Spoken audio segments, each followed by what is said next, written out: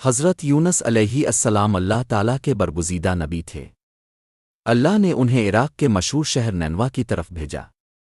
اپنے برسوں تک اپنی قوم کو اللہ کی طرف بلایا، مگر لوگ سرکشی، غرور اور گناہوں میں مبتلا رہے۔ قوم کی نافرمانی سے دل برداشتہ ہو کر حضرت یونس شہر چھوڑ کر روانہ ہو گئے۔ دریائے فرات کے کنارے ایک کشتی تیار کھڑی تھی، اب بھی اس میں سوار ہو گئے۔ اچانک شدید طوفان آیا، لہریں بلند ہو گئیں اور کشتی ڈولنے لگی۔ ملاحوں نے کہا، اس کشتی میں کوئی اپنے رب سے بھاگا ہوا شخص ہے۔ قرا ڈالا گیا اور حضرت یونس کا نام نکلا۔ اب کو سمندر میں ڈال دیا گیا۔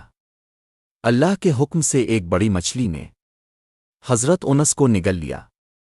اندھیروں میں اپنے پکارا، لا الہ الا انت سبحانک انی کنت من الظالمین۔